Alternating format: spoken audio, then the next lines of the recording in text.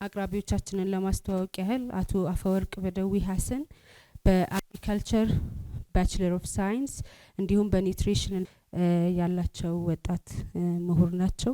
አቶ አሰፋ አብርሃ በአሁኑ ሰዓት በፋይናንስ ሚኒስቴር የሪኮንስትራክሽን እና ሪሃቢሊቴሽን ሪካቨሪ አማካሪ ሆነው ለሚኒስትሩ የሚያገለግሉ እንዲሁም የትግራይ ጊዜያዊ አስተዳደር አቶ ጌታቸው በሚመሩበት ጊዜ የኢኮኖሚና የገቨርነንስ ጉዳዮች አማካሪ ሆነው ያገለገሉ ናቸው። በፕሪቶሪያው ስምምነት ላይም በትግራይ ክልል መንግስት በኩል ተደራዳሪ ሆነው በስፍራው ከነበሩ ተወካዮች አንዱ ናቸው። ወይዘሮ ኬሪያ ኢብራሂም የህወሓት ስራ አስፈጻሚ ነበሩ ለረጅም ጊዜ። እንዲሁም የፌዴሬሽን ምክር ቤት አፈ ጉባኤ ነበሩ። የፌዴራል መንግስት በትግራይ ላይ ምን ማድረግ ነበረበት፣ ምን አላደረገም? ከህገ መንግስት አያይዘዋለሁ። ምክንያቱም ሁሉም ነገር በስርዓት በህግ አያይዘን ካልተናገርን እና በዛው ልክ ካልተታገል መፍትሄው ጊዜያዊ ነው የሚሆነው ወይም ደግሞ የእሳት ማጥፋት ነው የሚሆነው። ስለዚህ አሁን ትግራይ ፌዴራል ውስጥ ናት። በፌዴራል ስርዓትና ህግ በህገ መንግስት ነው የምትተዳደረው እና በዛ ነው ወይ እየተደዳደረች ያለችው የሚለው መግባባት ላይ መድረስ አለብን። ምክንያቱም አሁን ትግራይ በፌዴራል ላይ ውክልና የላትም። አገር የማስተዳደር መብቷ አሁን የለም። አገር እያስተዳደረች አይደለችም። ምናልባት ይሄ ለ6 ወር ለአመት ቢሆን ጥሩ ነበር። ግን ከ2013 ጀምሮ እስካሁን አገር የማስተዳደር አገር የሚወስኑ ውሳኔዎች የመወሰን የመቃወም የመደገፍ መብት የላትም። ምክንያቱም ህዝባዊ የሆነ ህጋዊ የሆነ መንግስት ስለሌለ። ግን እስካሁን ይቆይ ነበር ወይ? ለምን ቆየ? ለምን እስካሁን የሚለው መመለስ አለበት ማለት ነው። ለትግራይ ህዝብ ከሆነ ወዲያውኑ ፈጥኖ ህዝባዊ መንግስት እንዲኖረው ህጋዊ መንግስት እንዲኖረው አገርም የማስተዳደር የመወሰን መብት እንዲኖረው የማድረግ ኃላፊነት የፌዴራል መንግስት ነው ብዬ አምናለሁ ማለት ነው። አንደኛው ይሄ። ምክንያቱም ትግራይ ያው በህገ መንግስቱ አንቀጽ 39 መሰረት ፕራክቲስ አርጋ የተገነጠለች ክልል አይደለችም፣ አገር አይደለችም። የፌዴራል መንግስት በፌዴራል የምትተዳደር ልክ እንደ ሌሎች ክልል ናት። ስለዚህ ትግራይ በሀገሪቱ ስርዓት ነው የምትተዳደረው አሁንም። ስለዚህ ከዚህ አንጻር ይሄን ፈጥኖ ማድረግ ሲገባው አላደረገም የሚል እምነት አለኝ። ሁለተኛ ሁልጊዜ በጦርነት ውስጥ የነበረች ክልል፣ በጦርነት ውስጥ የነበረ ህዝብ ፈጥኖ በዘመቻ ወደ ማንሰራራት የልማት ግንባታ ኢንፍራስትራክቸሮች የመገንባት ቶሎ ብሎ ወደ ልማት ቶሎ ብሎ አገርን የመገንባት ክልልን የመገንባት ህዝቡን የማዳን ስራ መስራት ይገባው ነበር። በዘመቻ ማለት ነው። ይሄ በኖርማል በየአመቱ የሚሰጠው በጀት ሳይሆን በተለየ። ምክንያቱም በህገ መንግስት ምን አለ? ችግር በተፈጥሮ ይሁን ወይም ደግሞ ሰው ሰራሽ ችግር በችግር የተጠቁ ክልሎች ልዩ ትኩረት ተሰጥቶ በልዩ ሁኔታ ህዝብን የማዳን ክልልን የማዳን ግዴታ አለበት ፌዴራል መንግስት ማለት ነው። እሱን ብቻ ሳይሆን ኢቭን በፕሪቶሪያው የሰላም ውልም አለ። ስለዚህ ይሄ መስራት ማለት ለሰላም ዋጋ አለው፣ ለመረጋጋት ዋጋ አለው። ይሄንን ባለ መስራቱም የትግራይ ህዝብ አሁን ተጨማሪ የፈጠረው ክራይሲስ ከዚህም የተነሳ ነው የሚል ሐሳብ አለኝ። ሌላው አንድ ፓርቲ ህጋዊ አይደለም፣ ስለዚህ ህዝብ የማስተዳደር መብት የለህም። ምክንያቱም ምርጫ ቦርድ ህጋዊ አይደለም ሲለው ህዝብን የማስተዳደር ህዝብን የመምራት መብት የለህም፣ ፓርቲ አይደለም ማለት ነው ትርጉሙስ ነው እንደሚገባኝ። ምናልባት ከተሳሳትኩኝ ልታረም እችላለሁ። ከተሰረዘ ተሰረዘ በቃ። ለምን አሁንም ህዝብ እያስተዳደረ ለምን ዝም አለ? ህጋዊያን የተባሉ ፓርቲዎች እንደፈለጉት ወደ ታች ህዝብን ማነሳሳት፣ ህዝብን ወደ ትክክለኛ መንገድ የመምራት እድል የላቸውም። ምክንያቱም ሁኔታው አመቺ ስላልደለ ማለት ነው። ስለዚህ ለምን እንደዛ ተባለ? ወይም ደግሞ የመጸጸት ነገር ካለም ተመልሶ መስጠትና ከዛ በኋላ ህዝቡ አንደኛውን አውቆ ወደ እነሱ እንዲሄን ጠቅልሎ ማለት ነው። ስለዚህ አሁን ህዝቡ የሚከተለው ህዝብ አለ። ያንን የሚከተለው ህዝብ ፈርቶ ሊሆን ይችላል፣ ሰግቶም ሊሆን ይችላል፣ ያመነበትም ሊሆን ይችላል። ብቻ የሆነ ምክንያት ሊኖረው ይችላል። የህዝቡ አይደለም። ምክንያቱም ፌዴራል መንግስት አሁንም ዝም ብለዋል። ለምን? ፌዴራል መንግስት ሙሉ በሙሉ ባልወቅስም የማልወቅስበት ነገር አለ። ትንሽ ራሳቸው በራሳቸው ይወቁትና ህዝቡ በራሱ ይወስን ማለቱም ትልቅ አድቫንቴጅ ነው ለኛ። ምክንያቱም ህወሓት ማለት እንኳን ይከብደኛል። ኤንዌይ ከላይ ያሉ አመራር ሲገለጡ ምን ይመስላሉ የሚለው ህዝብ እንዲያቅና ህዝቡን ፊት ለፊት እንዲታገል። ምናልባት እኔ ትላንት ሌላ ነበርኩኝ ትላንት፣ አሁንም ደግሞ ሌላ ነኝ። ምክንያቱም የትላንት መንገድ የጥፋት መንገድ ስለሆነ ህዝቤን ያላዳናልኝ መንገድ ስለሆነ ልከተለው አልፈለኩም። ሌሎችም አሉ እዛ ውስጥ ከማዕከላዊ ኮሚቴ በፊት እየተነጋገሩ የነበረው እየተነሱ የነበሩ አካላቶችም አሉ። እሱን እድል ከፍተዋል። ህዝቡ ደግሞ አሁን ራሱ በራሱ እየተፋ ራሱ በራሱ እየተታገለ እነሱን የማንሳፈፍ እድል ፈጥረዋል ሊል ይችላል። ግን እስከ መቼ እስከ የት ድረስ ይሁን የሚለው ግን ገደብ ማድረግ ነበረበት ፌዴራል መንግስት። ስለዚህ እነዚህ ማነሳቸው ከህግ አንጻር ማለት ነው። አንድ ክልል መንግስት የሚገዳደር የሚያፈርስ ኃይል ሲፈጠር ፌዴራል መንግስት ኢንተርቪን አድርጎ ያለውን መንግስት ማፍረስ ሳይሆን ያለውን የነበረውን መንግስት እንዲያንሰራራና ትክክለኛ መንገድ እንዲሄድ የመንግስት የፌዴራል ኃላፊነት ነበር። ግን እሱ አላደረገውም። ስለዚህ እነዚህ ጉዳዮች ተደማምረው አሁን ወደ ደረስንበት ቦታ ደርሰናል። ሌላው ከህገ መንግስት አንጻር ምርጫው ትክክለኛ አይደለም። ይህ ህገ መንግስታዊ ነው። ስለዚህ በዚህ ደረጃ የተካሄደ ምርጫ ጸረ ህገ መንግስት ስለሆነ መንግስቱ መፍረስ አለበት ተባለ። ፈረሰ፣ ተቀበለው፣ ህዝብም ተቀበለው። ፌዴራል መንግስት ባለው መሰረት ሄደ። ልክ በህገ መንግስቱ መሰረት ደግሞ ትግራይ ደግሞ የትግራይ በህገ መንግስት ያለችውን ትግራይ ደግሞ ወዲያውኑ መመለስ ነበረበት። ትግራይን የሚያውቃት ህገ መንግስት የነበረችው ከጦርነት በፊት የነበረችው ወዲያውኑ መመለስ። ይሄ መመለስ ማለት ባይዘው ወይ ቀላል አይደለም። ለፌዴራል መንግስትም ለህዝብም 80% የትግራይ ህዝብ ጥያቄ እንደመመለስ ተደርጎ፣ ምክንያቱም ይቺ ትልቅ ካርድ ናት ወደ ጦርነት አሁን ለማምራት ትልቅ ካርድ ናት ይቺ።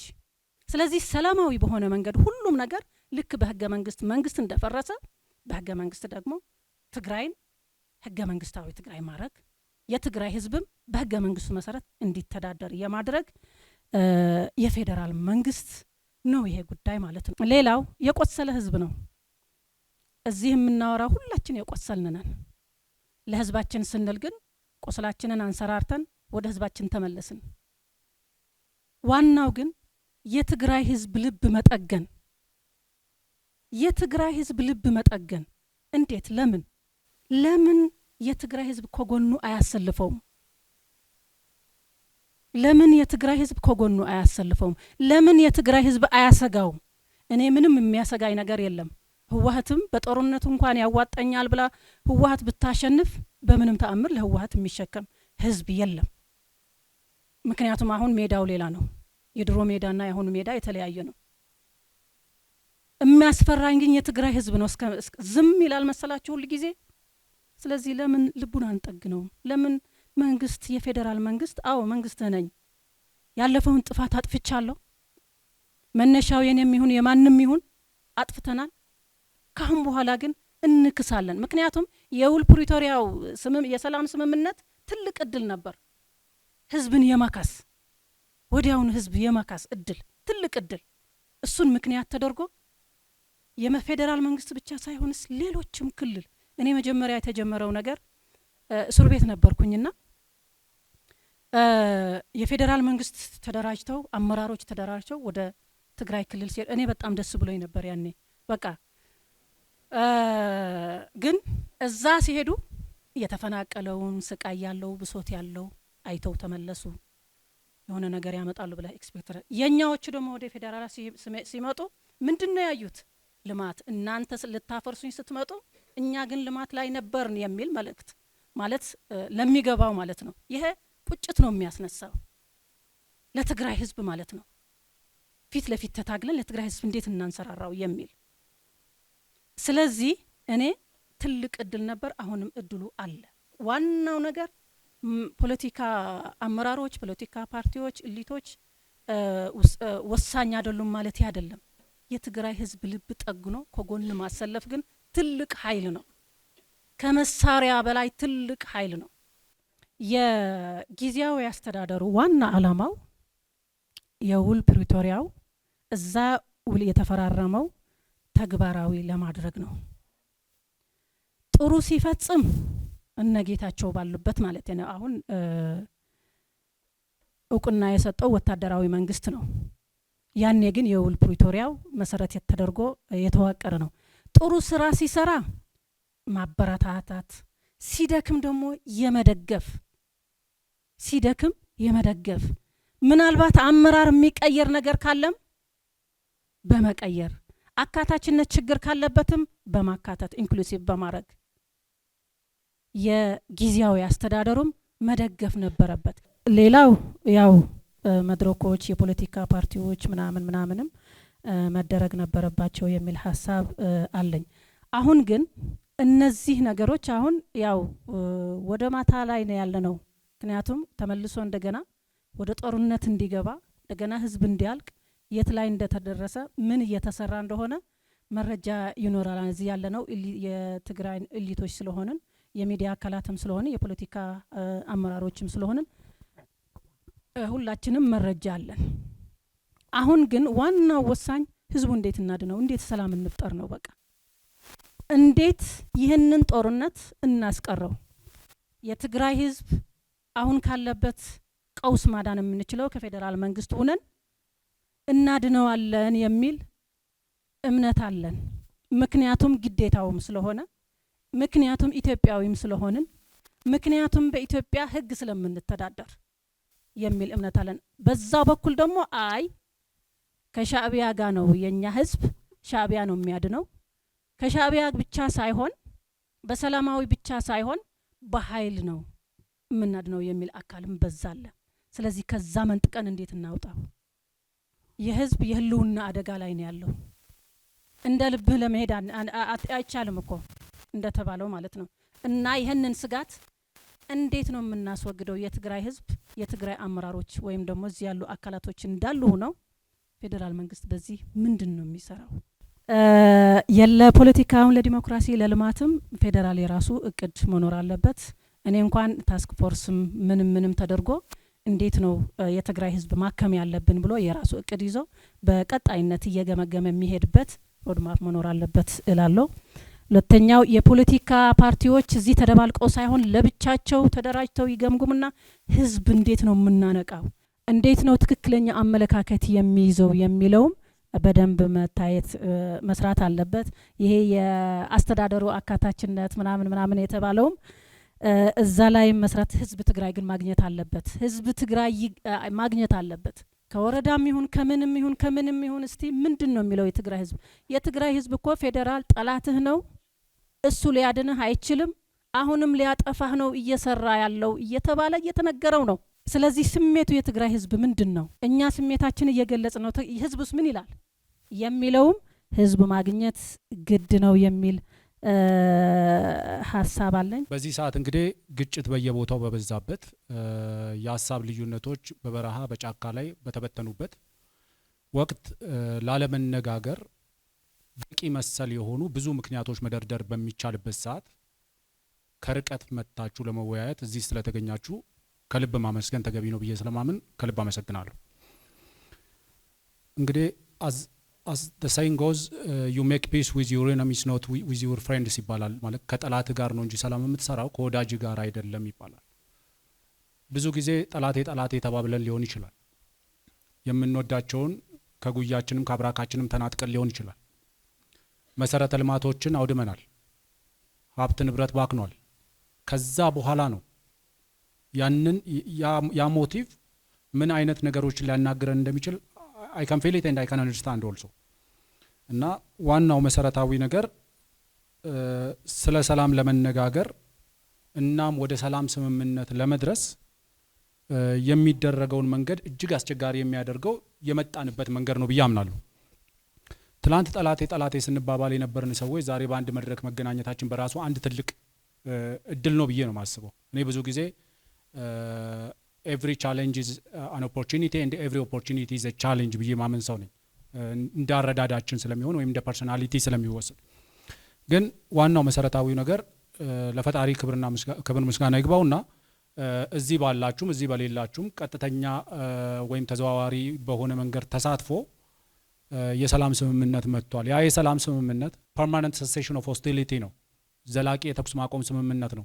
ያ የዘላቂ የተኩስ ማቆም ስምምነት ግን ወደ ዘላቂ ሰላም መሸጋገር ነበረበት። ብዙዎቻችን ያንን ከፊሉ ያንን ስምምነት እንደ ሰላም ስምምነት ወስዶ ኢንድ ኦፍ ስቶሪ ብሎ የተቀመጠ አለ።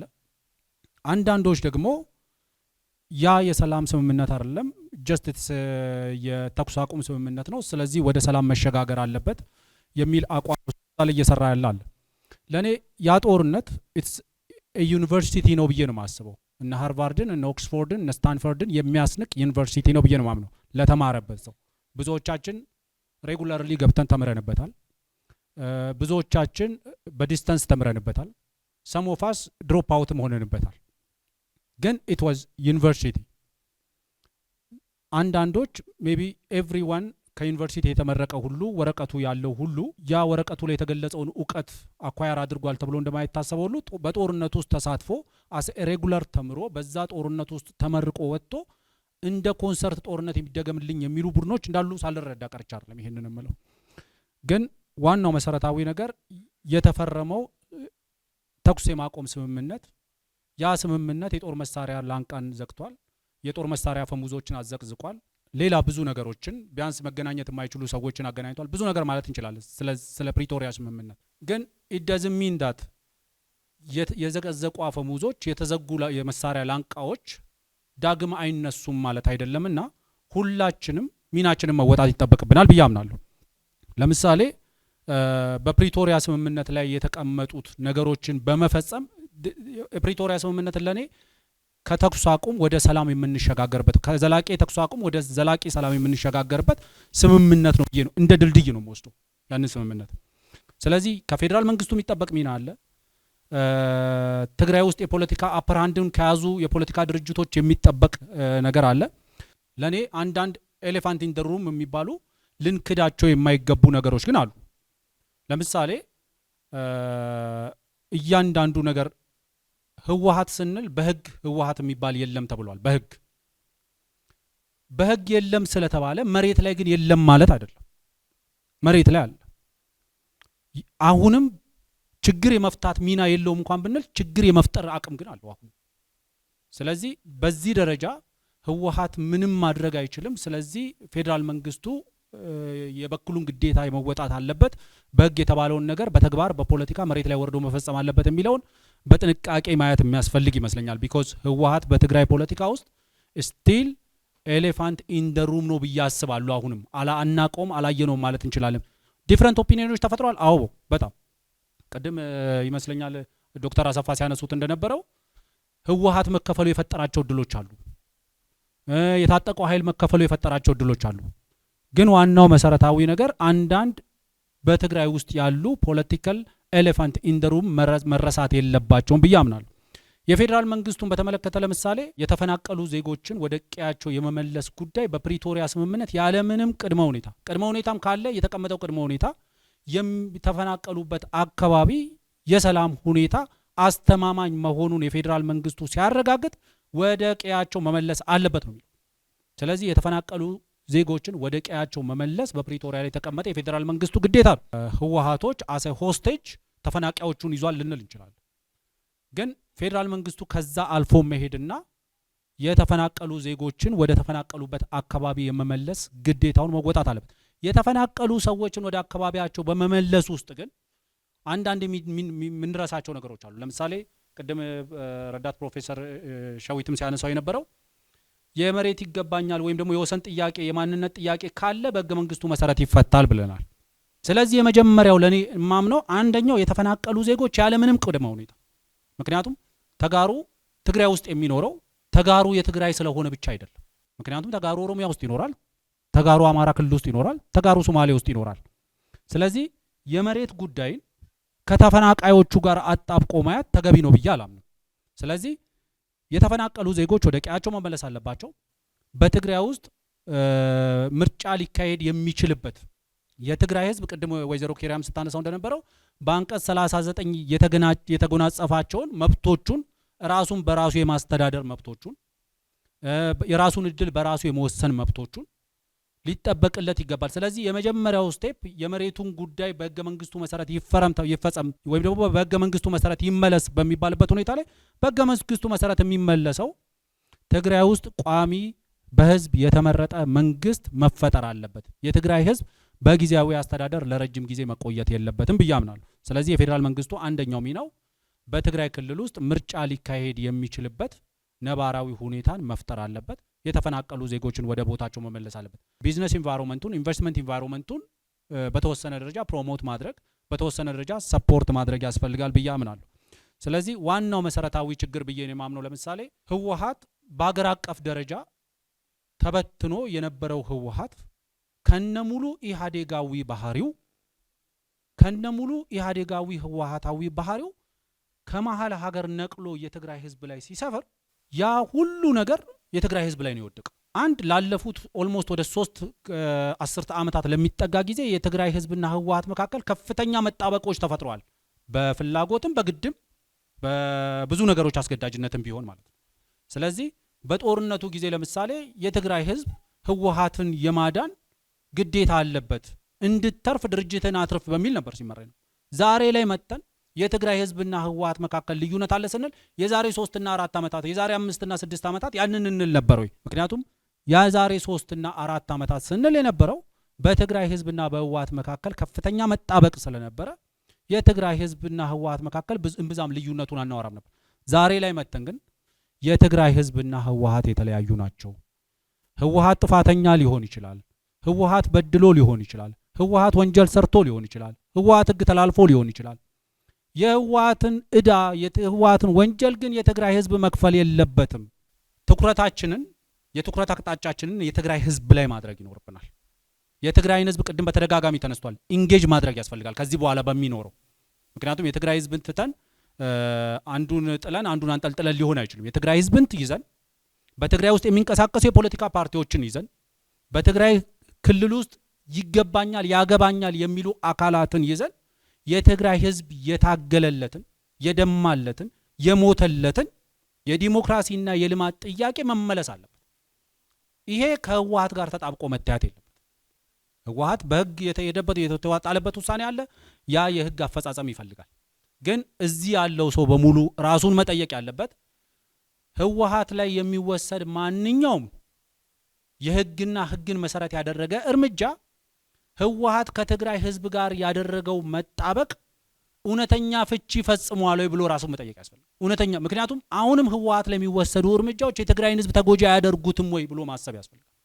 የፕሪቶሪያ ስምምነትን የጦርነት አቅጣጫ ማስፈጸም ማስቀየር ያድርገንም መውሰድ የለብንም። ህወሓት አሁን የሚደበቅበት ምንም አይነት ዋሻ አለው ብዬ አላምንም። ግን ማረጋገጥ ያስፈልጋል።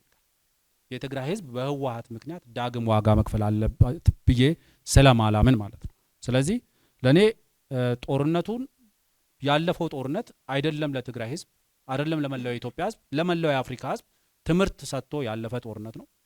ጦርነት ምን ያህል አውዳሚ እንደሆነ፣ ሰላም ምን ያህል ዋጋ እንዳለው የተማርንበት ጦርነት ነው።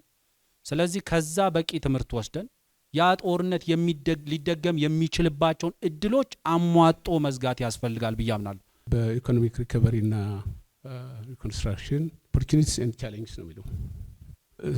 እንዴት ነው መጀመር የምፈልገው? የፕሪቶሪያ ሰላም ውል መፈረም ብዙ እድሎች ፈጥረዋል። ከእድሎቹ ሁሉ አንዱ ስለ ጦርነቱ አቁሞ ስለ ኢኮኖሚ ልማትና ግንባታ ልናስብ ልናቅድ እድል መፍጠር ነው። ትልቁ ኦፖርቹኒቲ እሱ ነው። ይህን መሰረት በማድረግም ምናልባትም ሰላሙ ውሉ እንደሚፈረም ታሳቢ በማድረግ ይመስለኛል የትግራይ ጦርነት በሰላም ከተቋጨ ሌሎቹ የነበሩ ችግሮችም አብረው ይፈታሉ በሚል ይመስለኛል የፌዴራል መንግስት ስለ ኢኮኖሚክ ሪከቨሪ እና ሪኮንስትራክሽን ማቀድ የጀመረው ቀደም ብሎ ይመስለኛል። ምክንያቱም ውሉ ኖቨምበር ተፈርሞ ዲሰምበር 2020 ላይ ኦፊሻል የሆነ 3RP or 3RF የሚባል የሬዚለንት ሪከቨሪ ኤንድ ሪኮንስትራክሽን ፕላን የሚል ትልቅ ዶክመንት ዘጋጅቶ ለዶኖር ቀርቦ ጊዜያዊ መንግስቱ ተቋቁሞ ማርች የመጀመሪያው የፌዴራልና የክልል ባለስልጣናት ስብሰባ ሲደረግ ከቀረቡት ሰነዶች ውስጥ አንዱ ነው።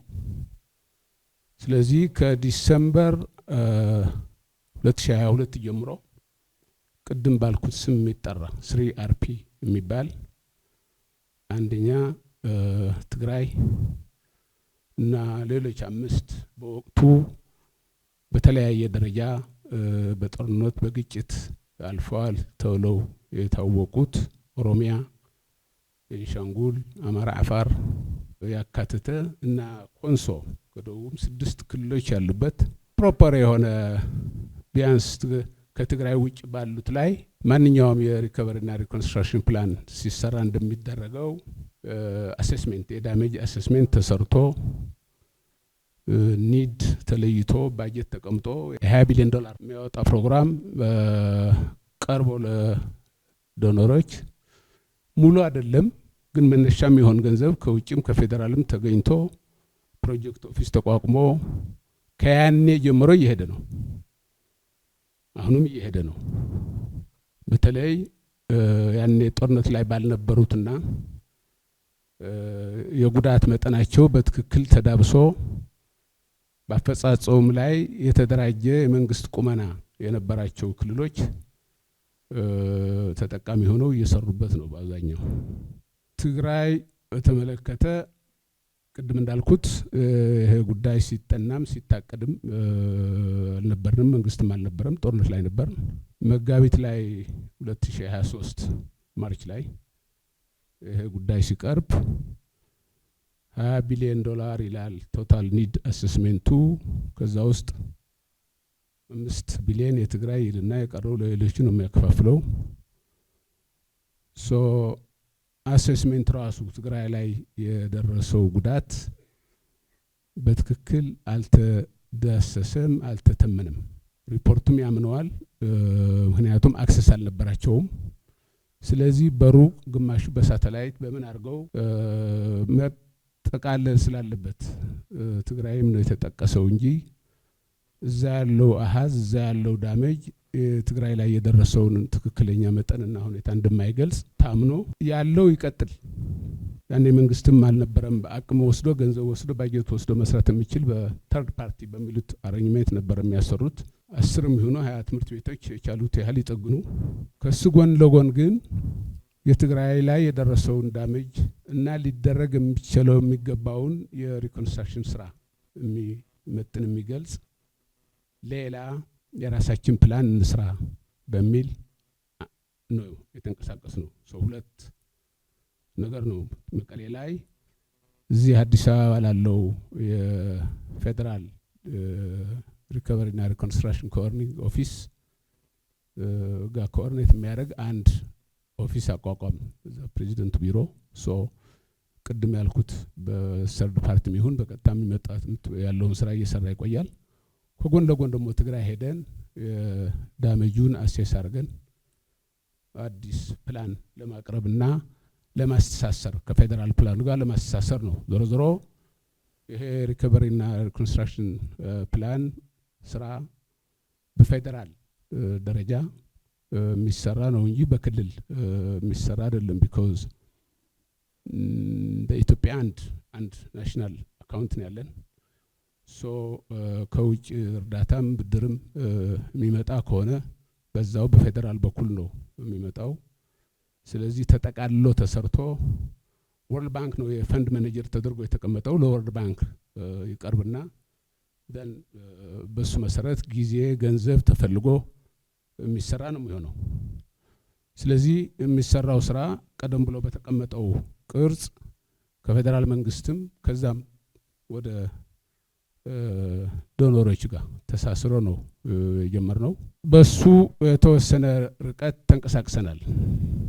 የመጀመሪያው ቅድም እንዳልኩት ዲዛይኑ ላይ ፕሮግራም ዲዛይን ላይ የነበረን አንዱ ሪዘርቬሽን ዳታው ነው። አሰስሜንቱ የተሟላ አይደለም። ስለዚህ አዲስ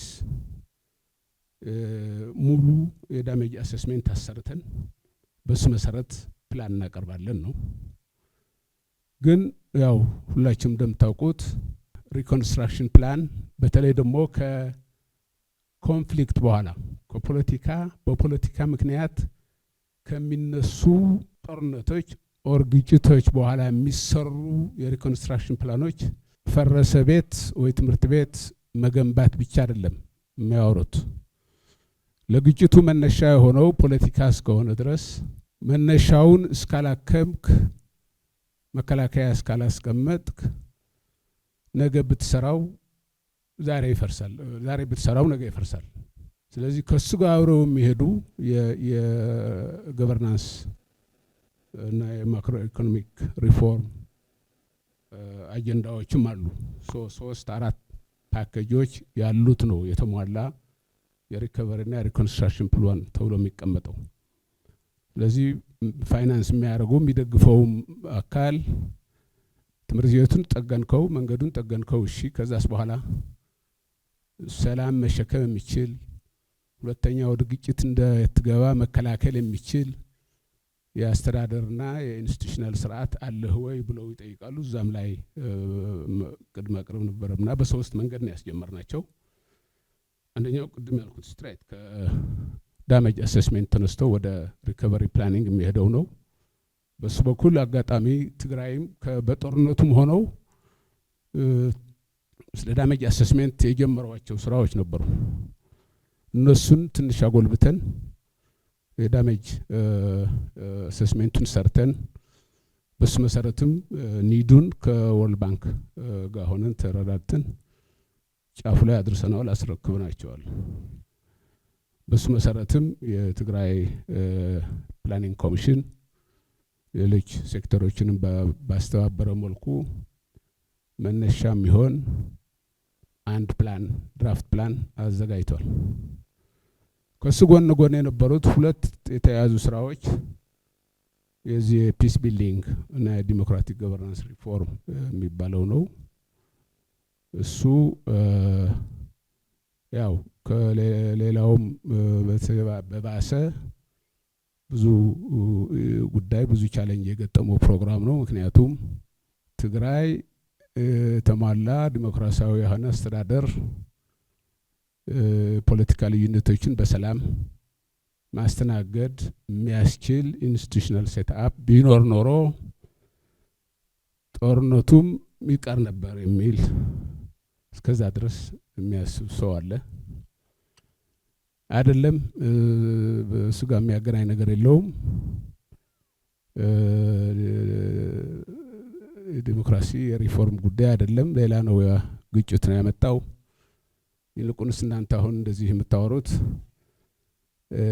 ድርጅት ለማጥፋት ነው፣ እኛን ለመክሰስ ነው የሚል በተረሳሳተ ትርጉም ተሰጥቶት ተቀስቅሶበት በጣም ፖለቲሳይዝድ ሆኖ ፕሮግራሙ ብዙ አልገፋም። ግን ቢያንስ ቢሮ ተቋቁሞ አሴስሜንት ጀምረን የተወሰነ ርቀት መሄደናል ሪፎርሞቹን ኢንትሮዲስ ለማድረግ። በሶስተኛው ያው እንደምታውቁት ይሄ አሁን ያለው መንግስት ከመኖሩ በፊት አንድ መንግስት ነበር እዚህ ሀገር ኢህአዴግ የሚባል ኃይል የሚመራው። አሁን ያሉትን ጠቅላይ ሚኒስትር መርጠው ከተወሰነ ርቀት አብረው ተጉዘዋል። ሁላችንም እንደምናስታውሰው አንድ ፓርቲ ይቋቋም የጋራ ፓርቲ ተብሎ ሁሉም ሰው ሲስማማ ይህን ፕሮግራም ይህን ፓርቲ አልቀበልም ብሎ የወጣ ኃይል ነው ወደ መቀሌ ሄደው አሁንም ጦርነቱም አልፎ አሁንም እዛ ያለው ኃይል እሱ ነው። ከያኔ ጀምሮ በፌደራልና በትግራይ መካከል በፖሊሲም ምንም አይነት ዲስኮርስ የለም። እዚህ ስልጣን ላይ የመጣው ፓርቲ መጀመሪያውንም 2010 ምናምን 100% አሸነፍኩ ብሎ ኢህአዴግ ካሸነፈ በማግስቱ ነው የተነሳው። ታስታውሳላችሁ አመጹ።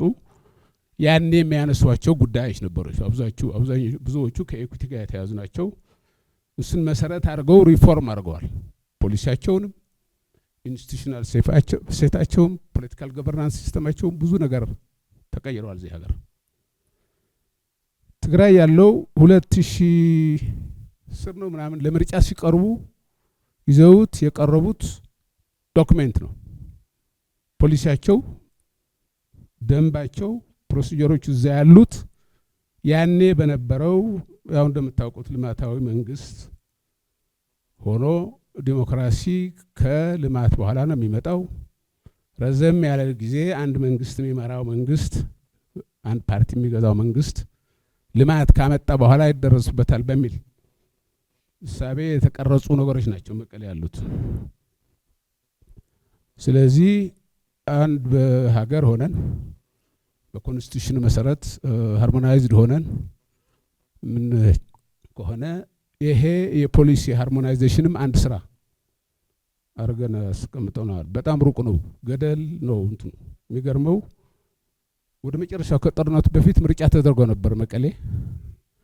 ግን ያኔም ካምፔን ያደረጉበትና ያሸነፍንበት የብሉት ማኒፌስቶ ከዛ በፊት የነበረው የኢህአዴግ ምርጫ ላይ የተወዳደሩበት ዶክመንት ነው እና በጣም ሰፊ ነው በፖሊሲ እና በዚህ በኢንስቲቱሽናል ዲዛይን እና ፕሮሰስ ላይ መካከል ያለው በትግራይና እዚህ መካከልም ልዩነት በጣም ሰፊ ነው እና ለሱም አንድ ፕሮጀክት አንድ ፕላን ሰርተን ሃርሞናይዝ ለማድረግ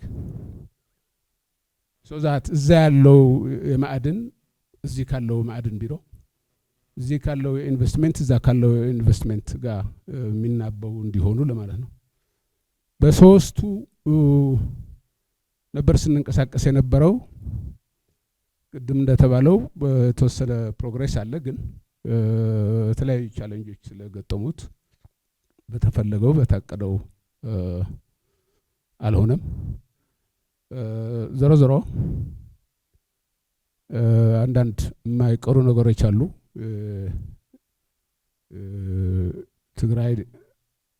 ለትግራይ ተብሎ እንደማይተላለፍ የምንረዳው ምርጫ መምጣቱ አይቀርም። ከምርጫው በፊት የግድ ትግራይ ላይ ያሉት የፖለቲካ ሀሳቦችና አማራጮች በነጻ ተወዳድረው የሚታገሉበት እድል የማመቻቸት እና የመሳሰሉት ከዲሞክራታይዜሽን ካሉት ጉዳዮች የግድ መሰራት ስላለባቸው የልማቱ እንኳን ባይሆን የኛውን አሁን ባለው አጭር ጊዜም ቢሆን እናደርሳለን የሚል እንሞክራለን የሚል ተስፋ ነው ያለው። ትልቁ ኦፖርቹኒቲ ሰላም መፈረሙና ለነዚህ ጉዳዮች ላይ እንድናስብ እንድንሰራ እድል መፈጠሩ ነው። ቻሌንጁም ከዛው ከሰላሙ ጋር የተያዘ ነው፣ ከፕሪቶሪያው ጋር የተያዘ ነው። ትልቁ ቻሌንጅ ሰላሙ የተሟላ አለመሆኑ ነው። በሁለት መልኩ አንደኛው ፌደራል መንግስት እነዚህን 6 ክልሎች ማዕከል አድርጎ የሪከቨሪና ሪኮንስትራክሽን ፕላን ሲሰራ ከዚህ በኋላ የጦርነቶች ሁሉ ዋናው የትግራይ ነው፣ እሱ አልፈዋል፣ ሌሎቹም ሰላም ይሆናሉ የሚል ነው። አማራም፣ ኦሮሚያም፣ ቤንሻንጉልም አካቶ የሰራው። አንፎርቹኔትሊ እንደዛ አልሆነም። ያኔ ፕሪቶሪያ ሲፈረም ጦርነቱ ላይ እንዳውም በዛኛው ሳይድ የነበሩ ኃይሎች አሰላለፋቸው ቀይረው ያልተጠበቀ ሌላ ግጭትና ሌላ ጦርነት ፈጥቶ አገሪቷ የሰላም አገር ነች ተብላ ለሪከቨሪና ለኮንስትራክሽን ሊያግዙ የሚችሉ መንግስታት የሚያምኗትና የሚደግፏት ሆና መቆም አልቻለችም የተሟላ ስላልሆነ እና ቅድም የተጀመረው የሪከቨሪ ሪኮንስትራክሽን ፕላን ከመጀመሪያዎቹ ኢኒሻል ፈንድስ ባለፈ ብዙም ሀብታል ማሰባሰብ አልተቻለም። ሁለተኛው ያልኩት የትግራይ ጉዳይ ነው። ሪከቨሪ ሪኮንስትራክሽን ብሎ ነው የሚጀምረው። ከዛ በፊት የሪሃቢሊቴሽን የሪሴትልሜንት ጉዳዮች አሉ። እነሱ ከሪሊፍ ኦፕሬሽን ጋር አብረው ይዘጋሉ እና ወደ ሪከቨሪ እናስባለን በሚል ነው የታሰበው። አጋጣሚ ሆኖ ሰላም ውሉ በትክክል ተተግብሮ የተፈናቀሉት የተሰደዱት ወገኖች ወደ ቦታቸው ተመልሰው ከሪሊፍ እና ሪሃቢሊቴሽን ዘሎ ስለ ልማት ለማሰብ የሚችልበት ሁኔታ መፍጠር አልተቻለም። አሁንም ቢሆን ከትግራይ ሜቢ 30-40% ከትግራይ ውጭ ነው ያለው። ኢንአክሰሲብልም አይደለም።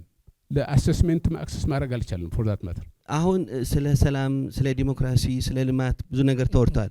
እንደኔ እምነት ስለ ዲሞክራሲ፣ ስለ ልማት፣ ስለ ኢኮኖሚ ማውራት ለኔ ወይ ህልም ነው ወይ ቅንጦት ነው። በትግራይ ደረጃ መጀመሪያ መቅደም ያለበት ፒስ ኤንድ ሴኩሪቲ ነው።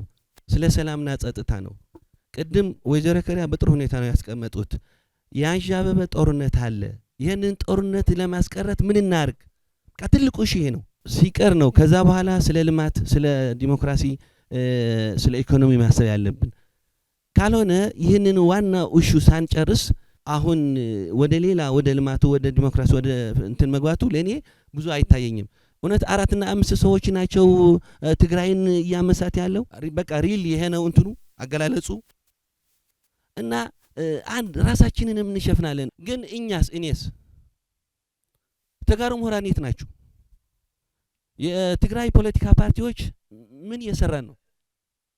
እኔ አሁን የአረና ከመስረቱት አንዱ ነኝ። አረና ስንት እድሜ ያለው 17 ምናምን ዓመት አድርገዋል። በዛን ጊዜ በትግራይ ከህወሓት በስተቀር ትግራይ ሌላ ፓርቲ የመሸከም አቅም የላትም ተብሎ በሚነገርበት ጊዜ ነው እኛ ቆርጠን እንትን ያልነው። ከኛ ቀጥሎ ሳልሳይ ወያነ መጥተዋል። አሁን 14 ፓርቲ ደርሷል በትግራይ ደረጃ። ትግራይ አሁን 14 ፓርቲ የመሸከም አቅም አላት? 14 ፓርቲዎች አስፈላጊ ናቸው? ቅድም አንድ ወንድም እዛ የተናገረው የትዲኤፍ ለሁለት መከፈሉ እድል ነው፣ ጸጋ ነው። ለኔ ሲዮን ነው፣ ጥፋት ነው፣ ውድቀት ነው። ይሄ ፕሮግራም ቀጣይነት ካለው አንድ ነገር ነው። መጀመሪያ በፒስ ኤንድ ሴኩሪቲ ትኩረት ሰጥተን ብንነጋገር የኔ ድርሻ ምን ይሁን፣ እንደ ምሁር እንደ ፖለቲከኛ የየራሳችን የቤት ስራ እንያዝ። ከዛ በኋላ መፍትሄ ልናመጣ እንችላለን የሚል እምነት አለኝ። አመሰግናለሁ። ህዝቡ ካልተወያየበት አንዱ ነገር መፍትሄ ሊመጣበት የሚችል መንገድ አይኖርም። ስለዚህ እኔ አንዱ መነሻ ማድረገው ተደጋጋሚ ባለፉት 2-3 ዓመታት ሂጃቸዋለሁ። ሁልጊዜ የሚያነሳው ጉዳይ ይሄ ነው። ተደጋጋሚ መቀሌ ስለሚደረገው ስብሰባዎች አንድ በአንድ ሳይቀር አንስቼ አወያይቼ ጠይቄያቸዋለሁ። ከቁም የሚቆጥረው ሰው የለም። ያ ታዲያ ምንድነው መደረግ ያለበት? አንዱ ጥያቄ ይሄ ነው። ትግራይ ውስጥ ያሉ ድርጅቶች አሉ፣ ህዝቡ አለ። እነዚህ ቀጣይ በሆነ መልኩ ጉዳዩ እንዲነሳ ካልተደረገ በስተቀር ይሄ ለምሳሌ ለዛሬ ውይይቱ እንዲደረግ ተደርገዋል። ጥሩ ነው፣ ጥሩ መነሻ ነው። ሁላችንም ማለት ደስ ብሎናል። ግን ማዕከላችን የትግራይ ህዝብ እስከሆነ ድረስ አሁን ለድርጅቶቹ ማሳስባቸው አንድ ነገር ቢኖር የፈለግነው ነገር ብንናገር ራሳችን ገብተን ልንፈታው ካልቻል የሚፈቱ አካላት ይኖራሉ ብዬ በእኔ እምነት አልገምትም። በተግባርም አይተነዋል። ዘላስ 3-4 ይርስ አይተነዋል። ስለዚህ እኛ ራሳችንን መነሻ አድርገን ከተቻለ ፌደራል መንግስት የሚሳተፍበት፣ የክልል መንግስት የሚሳተፍበት፣ ሌሎች አካላት የሚሳተፍበት ቢኖር ጥሩ ነው። እናንተ በተለይ በቅርብ ጊዜ የተደራጃችሁ ድርጅቶች እና ሌሎችም ከሲቪክ ማህበራትም ሌሎችም በጋራ ጉዳይ ለመፍታት ብንንቀሳቀስና ራሳችንን የትግራይ ህዝብ ማዕከል አድርገን የትግራይ ችግር ማዕከል አድርገን ለመፍታት ብንንቀሳቀስ የተሻለ መስሎ ይታያል። ይህ መድረክ የትግራይ መድረክ አይደለም። እኔ እዚህ ላይ በጣም ቅሬታ አለ። ይህ መድረክ የኢትዮጵያውያን መድረክ ነው መሆን ያለበት። ሌላ ትግራይ ሌላ ሀገር እኮ አይደለም። ትግራይ እኮ አንድ የፌዴሬሽኑ አንድ አካል ናት። ስለዚህ እንደ ጋራ መድረክ ነው መታየት ያለበት። እርግጥ ነው ሀሳብ መለዋወጫ መድረክ የመጀመሪያ ስርዓታ ስለሆነ አብረን እንደዚህ መነጋገር ማለት የበለጠውን ከትግራዋያን ከዛ መምጣቱ ተገቢ ነው። ግን የሌላውን መሆኑን አስቡ። ሁላችንም ሀሳብ እናዋጣ ምን ያህል ቁስል እንትን ባይልም በሌላ በኩል የክልሉ ዴሞክራሲ በጣም በጣም በጣም ጥሩ ነገር ነው የሚታይ። የተለያየ ሀሳብ ነው አሁን እዚህ ሌላ ቦታ የለማ ይሄ ነገር። ስለዚህ ይህን ማጠናከር አለባችሁ ብዬ አስባለሁ። እንደ መልካም ነገር የተነሳ ነገር ነበረ። የትግራይ ታጣቂዎች ለሁለት መከፈሉ እንደ መልካም የታየበት ምክንያት አልገባኝም። እኔ እንዲያውም እንደ መጥፎ ነገር የሚታየኝ እሱ ነው አሁን እና እዛ መሬት ላይ ዳግም አንድ ጥይት መተኮስ የለበትም ከሚሉት ወገኖች መካከል አንዱ ነኝ። የትግራይ ወጣት እንደ ወጣት መዳን ያለበት በኢኮኖሚ እንዴት ማገገም አለበት የሚለው ርዕስ ላይ ነው ማተኮር የምፈልገው። የትግራይ ወጣት በማይፈልገው በማያውቀው ጦርነት ላይ ገብቶ የተማረም ነጋዴ የነበረውም በኢኮኖሚ የተዳከመበት ሁኔታ ነው ያለው አሁን።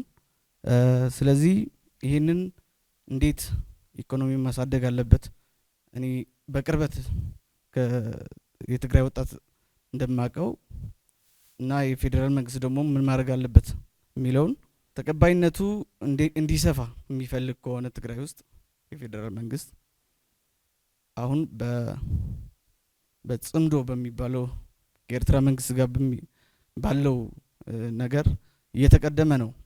ምክንያቱም በጀቱ ነዳጅ አፋር አካባቢ እየተዘጋ ነው ወደ ትግራይ እንዳይገባ። ስለዚህ ሸቀጦች እየተዘጉ ነው። አማራጭ ፍለጋ እየሄደ ነው ማለት ነው የትግራይ ወጣት። ስለዚህ ከፌዴራል ይልቅ ወደ ሻዕቢያን እንዲያዳላ እያደረገው ነው ማለት ነው። በሌላ ጦርነቱ አሳውን ለመያዝ ባህሩን ማንጠፍ ከነበረ አሁን ትንሽ ባህሩ ዝቅ ስላለ አሳዎቹ ደግሞ ጎላ ብሎ ስለሚታዩ ለመያዝ ቅርብ ስለሆነ ይህንን ለፌዴራል መንግስት የሚያቅተው አይመስለኝም። ያ 3 አመት የነበረው የኢኮኖሚ ክፍተት ከዛ ከዲዲአሩን ተቀብሎ ወደ ሰላማዊ ህይወት ለማምራት በቂ የሆነ አደረጃጀት የለም። ስለዚህ ሪከቨሪ የሚለው ላይ አንድ ወታደር የነበረው በ90,000 ብር ሪከቨሪ ሊያደርግ አይችልም በዚህ ኢኮኖሚ ባሆኑ። ስለዚህ ይሄንን በደንብ ቢታሰብበት ህዝቡ ከፖለቲካ ፖለቲካል ኔሴሲቲ አስገድዶት ህወሓት እንደ ብቸኛ አማራጭ እንዲቆጥር የሚያደርግ እርምጃዎች ይወስዳል። ለምሳሌ ተደጋግመው ሲገለጹ የነበሩት የግዛታው አንድነት አለመመለስ፣ የተፈናቃዮች አለመመለስ ኢንክሉዲንግ ከፕሪቶሪያ ተያይዞ ራሱ ህወሓት ፕሪቶሪያ እንደተፈረመ እኮ ፖለቲካል ካፒታል አጥቶ ምንም ተንቆ ቁም ነገር የሌለው ፓርቲ ሆኖ ማለት ኃይል ተራሽፍታ ሆኖ ነበር። አሁን ነው ሪቫይታላይዝ እየሆነ ያለው። ያ ደግሞ እነዚህ ፖለቲካል ኮዝ የትግራይ እነሱን ኢንቮክ እያደረገ ህዝቡን እንደማነሳሻ እንደ ማሰባሰቢያ አድርጎ እንትን እያላቸው ነው። እና ያ መመለስ ቢቻል ኑሮ ይሄ ችግር አይፈጠርም። መድረኩ መስፋት ወደ ታች ወደ ህዝብ ይውረድ የሚለው እንደዚህ ያሉ ልምምዶች መቀጠል ብቻ ሳይሆን ሲቀጥሉ ከምሁራንና ከኤሊት አጀንዳዎች ላይ ብቻ ከመንጠልጠል ወደ ህዝቡ ወደ ታች ይውረድ የሚለውን እንደ አንድ የቤት ስራ ሁላችንም የምንወስደው ነው። ከዚህ አንፃር እኔ እንደውም የህወሓትን ራሱ ሀሳቡ ወክሎ የሚናገር ሰው ከተሳታፊ መሀል ቢኖር ደስ ይለኝ ነበረ። ሌላ ጊዜ እንደዚህ አይነት ውይይቶች ሲደረጉ ከተሳታፊነትም አልፎ መድረክ ላይም ቢመጡ ሀሳቦች ቢፋጩ እንደዚህ አይነት ልምምዶች ቢበረክቱ ከትግራይ ባሻገር እንደ ሀገርም የምንጠቀምበት ነው። ይህንን አዘጋጆችም ሁላችንም በግለሰብ ደረጃም የመንግስት ኃላፊዎችም እንደ የቤት ስራ የምንወስደው ነው። በተደጋጋሚ የተገለጸው በዲዛይን ነው የሚደረገው ይሄ ነገር የሚል ነው። እዚህ ላይ ክብርት ወይዘሮ ኬሪያ ያነሱት ኢንትረስቲንግ ነገር በዲዛይን እንኳን ቢሆን ህዝቡ በራሱ ጊዜ ይማር ተብሎ እንኳን ቢሆን እስከ መቼ ድረስ ነው ልኬቱ የቱ ጋር ነው የሚለው መታየት ያለበት ነው። ሌላኛው የተፈናቃዮች ጉዳይ ነው። በተደጋጋሚ እንደ ቅሬታ እየተነሳ ያለው ከዚሁ ጋር ተያይዞ ከድንበር ጋር ያሉ ግጭቶች ከድንበር ጋር ያሉ ጥያቄዎችን የፌዴራል መንግስቱ በህገ መንግስቱ መሰረት የሚፈታበትን አካሄድ በተመለከተ ተደጋጋሚ ጥያቄ ተነስቷል። ሌላው ህወሓት ሌጂቲሜት መንግስት ነው ወይ ትግራይ ላይ? ሌጂቲሜት ካልሆነ የፌዴራል መንግስቱ እስከምን ድረስ ነው የሚታገሰው? የትግራይ ላይም ሞኖፖሊ ቫዮለንስ የፌዴራል መንግስቱ ነው። ትግራይ የኢትዮጵያ ፌዴራል ስርዓት አካል ናት። ፌዴራል መንግስቱ አብሶሉት ጁሪስዲክሽን አለው ትግራይ ላይ። ስለዚህ እስከመች ድረስ ነው ይህንን አላው የሚያደርገው የሚለው ጥያቄ ነው። ሌላው ምናልባት አሁን ከድንበር መከፈትና ከኤርትራ ጋር ካለው ቴንሽን ኤስካሌሽን ጋር ተያይዞ ትግራይ ዳግም የጦርነት ባትል ግራውንድ ልትሆን ትችላለች የሚል ስጋት ተንጸባርቋል። እዛ ላይ ምናልባት የሚሉት ነገር ካለ ከቀጣይ የሌጂቲሜሲ ጉዳይ ሲነሳ የዛሬ አመት የሚደረግ ብሔራዊ ምርጫ አለ። ለዛም ከወዲሁ ሊታሰብበት የሚገባ ጉዳይ ነው የህወሓት ሌጂቲሜሲ ጉዳይ በፌዴራል መንግስት በኩል። ሌላው በተደጋጋሚ የተገለጸው የሪሃቢሊቴሽን እና የሪኮንስትራክሽን ጉዳይ ነው። ይህንን አካተው ክቡራቱ መለስ አለም ሀሳባቸውን ኦን ቢሃፍ ኦፍ ዘ ፌደራል ገቨርንመንት ያጋሩናል። በእርግጥ በዚህ መድረክ ሲሳተፍ ጥሪ የደረሰን እንደ አንድ ባለድርሻ ተሳትፎ እንድናደርግ በሚል እና መድረኩም የትግራይ ሰላም ዴሞክራሲ እና የልማት ጉዳይ የሚል የውይይት መድረክ ስለሆነ ለመድረኩ ትልቅ ከበሬታ ስላለ ሲአርፒፒ ያደረገልን ግብዣ ተቀብለን ነው ወደዚህ የመጣ ነው። በፕሮቶኮል አልተገኘንም። አንፎርቹኔትሊ አጋጣሚ ሆኖ እዚህ ስላለው የሰማሁትን ነገር ሪፍሌክት ማድረግ ግድ ስለሆነ አንዳንድ ጉዳዮችን አነሳለሁ። ሰላም የዲሞክራሲና የልማት ጉዳይን በሚመለከት እዚህ ቤትም ስነሳ እንደነበረ አንዱ ከሌላው ጋር ተነጥሎ አይታይም። ትግራይም ቢሆን አሁን ያለውን የሰላም ችግር የሚታወቅ ነው። ነገር ግን የዚህ ችግር መሰረታዊ መንስኤ ምንድነው የሚለውን እና የችግሩን ኮዝ በተመለከተ የተለያየ እይታ ሊኖረን ይችላል፣ የተለያየ አመለካከት ሊኖረን ይችላል። ትግራይ ክልል ላይ የዲሞክራሲ ስርዓት እና እሳቤው ልምምዱ እንደዚሁም ባህል እንዲሆን ከማድረግ አንጻር ይሄ ትግል የተጀመረበት ዘመን ረጅም ነው። የትግራይ ህዝብም እና የትግራይ ኤሊት በዚህ ጉዳይ ላይ ለዘመናት ይህንን አጀንዳ ለማሳካት ብዙ ታግሏል። ይሄ የሚታወቅ ነው። እንደማናቸውም የኢትዮጵያ ህዝቦች እንደማንኛውም የኢትዮጵያ ህብረተሰብ ክፍል ሁሉ በእነዚህ ጥያቄዎች ላይ ትግል ሲያደርግ የቆየ እንደሆነ ይታወቃል። ለዚህ ከዚህ አንጻር ይህን የዲሞክራሲ ጥማት እንዲመለስ የትግራይ ህዝብ ስለመፈለጉ ምንም ጥያቄ የለውም። አንፎርቹኔትሊ ይሄ ጥያቄ ተመልሷል ወይ ከተባለ በዚህ ጥያቄም ላይ አሁንም እዚህ ቤት ከሚነሳውም እና ሌሎች ተሳታፊዎችም በዚህ መድረክ ቢሳተፉ ደግሞ የተለያየ እይታ የተለያየ ምልከታ ሊኖረን ይችላል። በዚህ ላይም በዚህ ኮዝም ላይ መግባባት ይጠይቃል።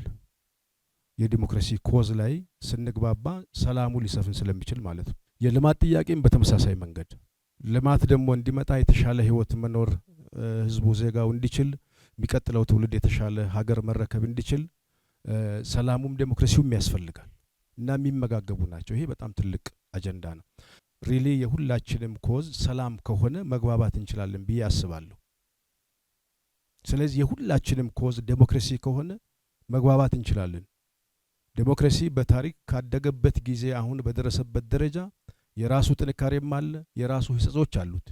ነገር ግን በፖለቲካና በመንግስት አስተዳደር ስርዓት ከዲሞክራሲ የተሻለ ስርዓት አሁን የለም።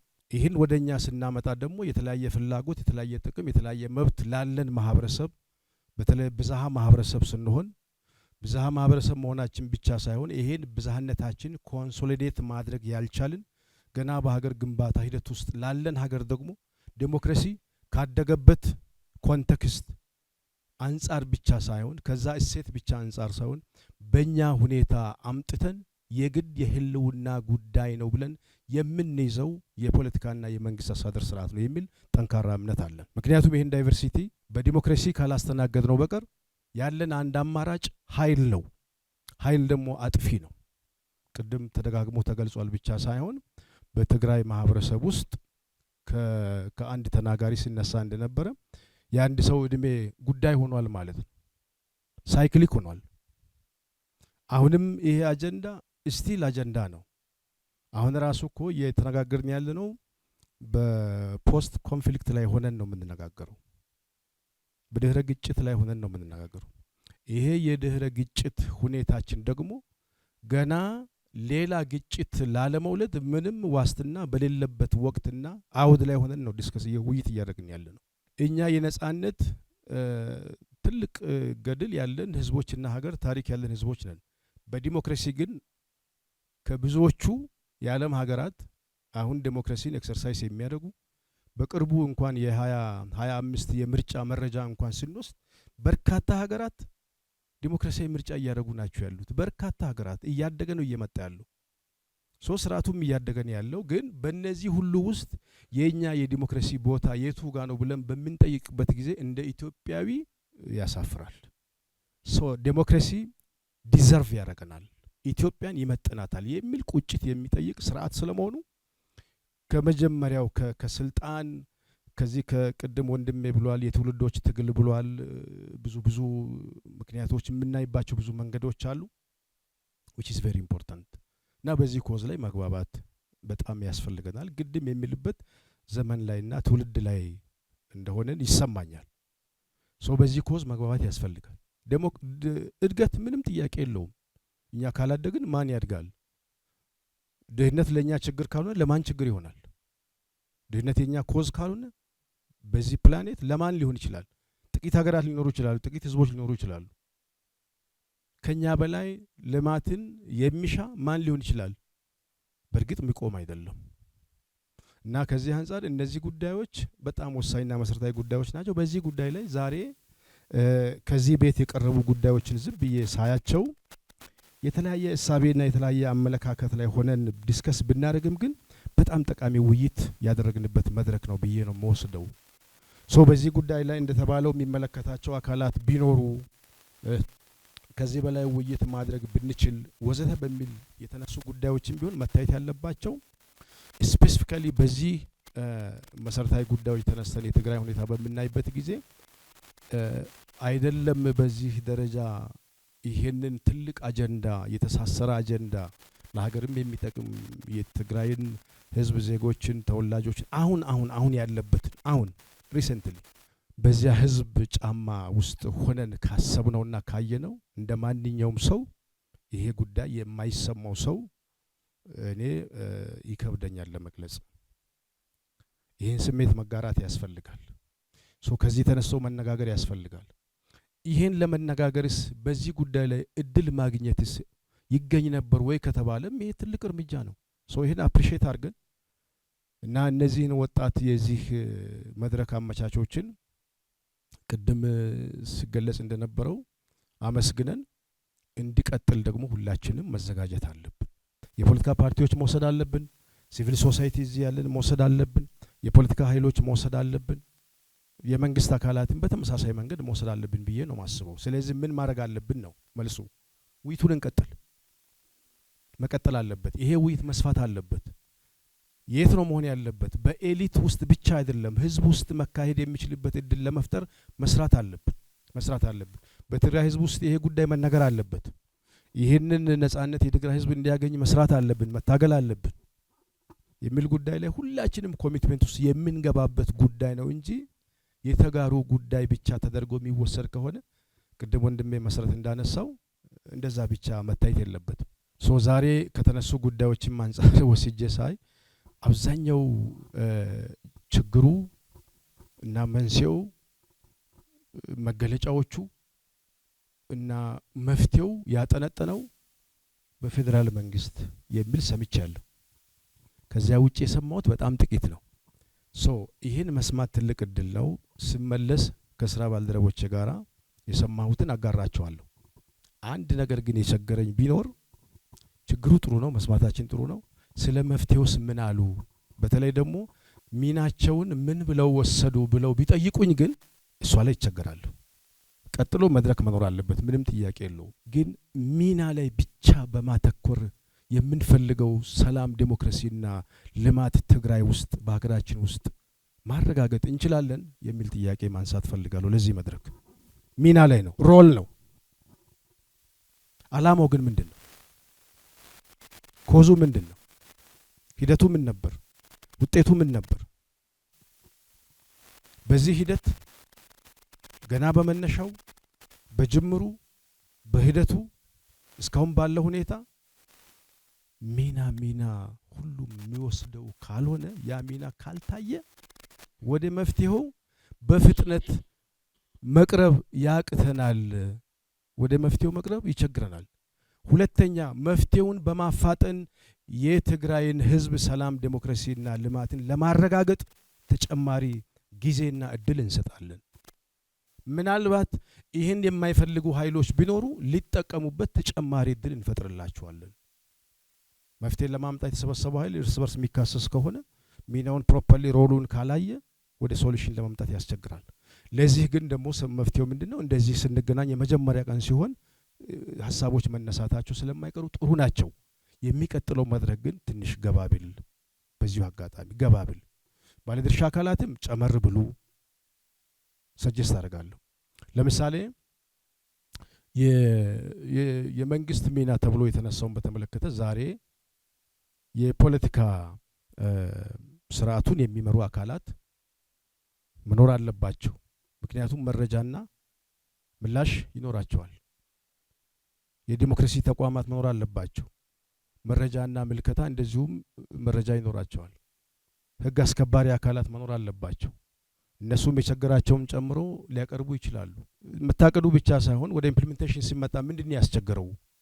ምንድነው ቻሌንጁ? ወያውቱ ምንድነው በሚለው ጉዳይ ላይ ደግሞ የራሳቸው አላቸው። ይሄ ሁሉ ተሰብስቦ በአንድ መድረክ ምላሽ ሊሰጥበት ይከብዳል። ይህን ታሳቢ ያደረገ ውይይትና ትራንጉሌሽን ከአቋም በፊት በጣም ኢምፖርታንት ነው ለመግባባት። አንዳንድ ጀጅመንት ስለሰማው ማለት ነው። ይሄ ጀጅመንት ወደ መፍትሄው ስለማይወስድ ትንሽ ጥንቃቄ ያስፈልጋል። ለመፍትሄ የቆምን ኃይሎች እስካሁን ድረስ የሚል አስተያየትና እይታ አለኝ በዛሬው መድረካችን ላይ ማለት ነው። ይሄ ማለት ግን የተነሱ ጉዳዮች የትግራይን ህዝብ በተመለከተ እዛ ያለውን ፔይን፣ እዛ ያለውን ፍራስትሬሽን፣ እዛ ያለውን የስነ ልቦና ጉዳት፣ እዛ ያለውን የአካል ጉዳት፣ እዛ ያለውን የህይወት ጉዳት፣ እዛ ያለውን የሪሶርስ ጉዳት፣ እዛ ያለውን የጨለመውን ተስፋ በሚመለከት ግን ኢግኖር የማድረግ ምንም አይነት መነሻ የለኝም። ግን ወደ መፍትሄው መፍጠን አለብን ከሚል ሀሳብ በመነሳት እንደሆነ ግንዛቤ እንዲያዝ አደራ ማለት ፈልጋለሁ። መፍጠን ያስፈልጋል። ወዴት? ወደ መፍትሄው መፍጠን። ሰላም፣ ዴሞክራሲ፣ ልማት ወደሱ የሚያፈጥነን ሚና በየመድረኮቹ ያስፈልጉናል ብዬ አስባለሁ። ካልሆነ የተለመደ ነው። ከዚያ ውጪ የመንግስት ሚናን በዚሁ ማዕቀፍ ማየት ያስፈልጋል። በእርግጥ እዚህ በዚያ ደረጃ እነዚያን ጉዳዮች ምላሽ መስጠት ብዙም ተገቢ ነው ብዬ አላስብም። ምክንያቱም ገና የመጀመሪያ መድረክ ነው። ሀሳቦች መምጣት አለባቸው። ወዲያው እነዚህ የሚመጡ ሀሳቦች መደፈቅ የለባቸውም። ይህን ሀሳብ የሚያነሳው አካል የየራሱ መነሻ አለው። መነሻው ፐርሰፕሽን ሊሆን ይችላል፣ ሪያሊቲ ሊሆን ይችላል። መነሻው በግለሰብ ደረጃ የታየ ሊሆን ይችላል። መነሻው ከዛ አልፎ ሲስተሚክ ነው፣ ሲስተሚካሊ ዲዛይንድ ነው የሚለው ጉዳይ ግን which ለዚህ መድረክም አይመጥንም። መነጋገር አለብን ባይ ነኝ። ባጭሩ ሰላም ለማምጣት ማሸነፍም መሸነፍም ብቻ አይደለም መፍትሄው፣ አሸንፎ ጭምር ሰላም ለማምጣት ዋጋ የተከፈለበት መገለጫ ቢኖር በዚህ ስርዓት ውስጥ አንዱ ማሳያ ነው። ይህን በድፍረት መናገር ይቻላል። ከበቂ በላይ ነው። ከዚህ በላይ መሄድ አልፈልግም። ከሰላም አንጻር ፕሪቶሪያ የዚህ ውጤት ነው። ለምንድን ነው ያልተከበረው ከተባለ ብዙ ምክንያቶች አሉ፣ እንነጋገርበት። ከሁሉ በላይ የትግራይ እናቶች፣ ህፃናት፣ ወጣቶች፣ ህዝቡ የዚህ ጦርነት ሰለባ ከሚሆን ማንኛውም ዋጋ ተከፍሎ ለሰላም ቅድሚያ እንስጥ ማለት ሪኮግናይዝ መደረግ አለበት። እንደነዚህ አይነት እርምጃ ደግሞ የሁሉም መሆን አለበት። በአንድ እጅ አይጨበጨብም እና በዚህ ጉዳይ ላይ ብዙ መስራት ያለብን፣ ብዙ መዋየት፣ ብዙ መናገር ያለብን እንደሆነ ነው የዛሬው መድረክ የሚያሳየው። ለዚያ ህዝብ ነው ቅድሚያ የተሰጠው። ለፖለቲካ ኤሊቱ የስልጣን ክፍፍል የመሳሰሉ ጉዳዮች እሱ አልነበረም። ስለዚህ የሚገዳደርህና ላሸንፈህ ስልጣንን ለማራዘም ቢሆን ኖሮ ቀላሉ መንገድ እሱ አልነበረም እና ከዚህ አንጻር እነዚህ ጉዳዮች ቢታዩ፣ ስለዚህ የችግሩ መነሻውም መድረሻውም የፌዴራል መንግስት ነው የሚለው ከዚህ ሪያሊቲ ጋር ተወስዶ ሲታይ ትንሽ ሚዛን እንጠብቅ ሲባል እንደው ግራም ቀኝም እናቻችልና መሀል እናምጣ ማለት ሳይሆን ጉዳዮችን በሚዛናቸው አይተን ወደሚያግባባን ከፍታ እንሻገር ከማለት አንጻር ከታየ ብዙ መነጋገር መግባባት የሚያስለን ጉዳይ አለ። የትግራይ ክልል የክልሉ መንግስት ወይም ደግሞ ጊዜያዊ አስተዳደር ሚና ነበረው፣ የፌዴራል መንግስት ሚና ነበረው። እያንዳንዳቸው በመርህና በህገ መንግስቱ መሰረት የሚወጡበት ሚና አንድ፣ ሁለተኛው ከሁሉ በላይ ሰላምና የጥይት ድምጽ የማስቀረት ጉዳይ እና ዛሬ እዚህ እንደሚባለው ያ ሁሉ በኃይል ህግ ማስከበር ጉዳይ እስከ መጨረሻው ድረስ ይኬድ ቢባል ኖሮ ምንድነው ሊያስከትል የሚችለውን ጉዳይ ደግሞ መመልከትንም የሚጠይቅ ይመስለኛል። ኃላፊነት ያለው ሞራል ያለው መንግስት መሆንን የሚጠይቅ ይመስለኛል እና ከዛ አንፃር ሊታይ የሚገባ እና በዚህ ሂደት ውስጥ በርካታ መካሰሶች እንዳሉ ስለሚታወቅ እሱ ውስጥ መግባት አልፈልግም። ግን የማን ነው ችግሩ የሚለው ቁጭ ተብሎ በደንብ መነጋገር ያስፈልጋል። አይ ቲንክ ለሚቀጥለው ጊዜ ጥሩ ኢሹስ ተነስቷል ብዬ ነው የምወስደው። ተፈናቃዮችን በተመሳሳይ መንገድ ነው ሚና ስለነበረ የአንዱ ሚና መግባት ሰላሙን ያበላሻል። ስለዚህ በእንደዚህ በፖስት ኮንፍሊክት ላይ የሚካሄዱት የሬሜዲያል ሜዠርስ የራሳቸው ባህሪ አላቸው። ያንን እንደ ዝምታ ያንን የሆነ እንደ ቸልተኝነት እንደ ሪሉክታንት ተደርጎ ድምዳሜ ላይ መድረስ አያስፈልግም። ዊ ሃቭ ቱ ቶክ መነጋገር ያለብን ይመስላል። ጥሩ ጉዳይ ነው የተነሳው፣ ዲስከስ መደረግ አለበት። ከዛ በኋላ ሊወሰድ የሚገባው ሶሉሽን አለ፣ የራሱ የሚፈለገው አለ፣ ሰላም አለ፣ ዋናው አላማ ህግ ማስከበር አለ፣ ምንም ጥያቄ የለውም። ዴሞክራሲ አለ፣ ምንም ጥያቄ የለውም። ዜጋ ምንም ጥያቄ የለውም። ግን ሉዓላዊነቱ የሚከበርበት መንገድ ድንበር ላይ ወታደር በማስቀመጥ ባለማስቀመጥ ወዘተ አይደለም። እሱ ብዙ የራሱ እንትኖች አሉት። ያ ማለት ግን ክፍት አድርጎ መተው ነው ተብሎም ሊወሰድ አይገባም። ግን የማያሳስብ ጉዳይ ተደርጎም ደግሞ ሊወሰድ አይችልም። የተነሱ ጉዳዮች ኮንሰርኖች ትክክል ናቸው። ከተነጋገርን ከተወያየን እኛ ወደ ሰላም ወደ ዲሞክራሲ ወደ ልማት የሚወስድ መንገድ ላይ ከተግባባን እነዚያ ጉዳዮች ከባድ ሊሆኑ የማይችሉ ናቸው የሚለውን ጉዳይ ወስደን ያም ሆኖ ደግሞ መንግስት ሚናውን ከመወጣት አንጻር የሚተኛበት ጉዳይ እንዳይደለ ሁላችንም ይሄንን ግምት ወስደን ኃላፊነታችን ለመወጣት መዘጋጀት ያስፈልጋል። ከሁሉ በላይ ከትግራይ ከመቀለ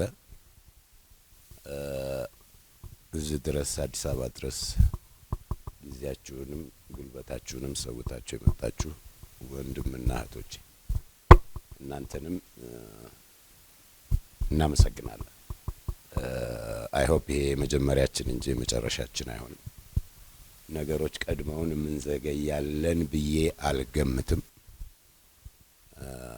ምክንያቱም እንዲህ አይነቱ ውይይት አንደኛው አላማ አዳልጦንም ፈልገንም ሳንቀደም ሌላ እንዳይመጣ እንመካከርና እንነጋገር ነው። ከዛ በተጨማሪ ላመሰግን የምፈልገው የተለያዩ የሚዲያ ተቋማትና ተወካዮች በተለይ ደግሞ ኤንቢሲ ሙሉ እንትኑን ከቨር አድርጓል። ቴንክ ዩ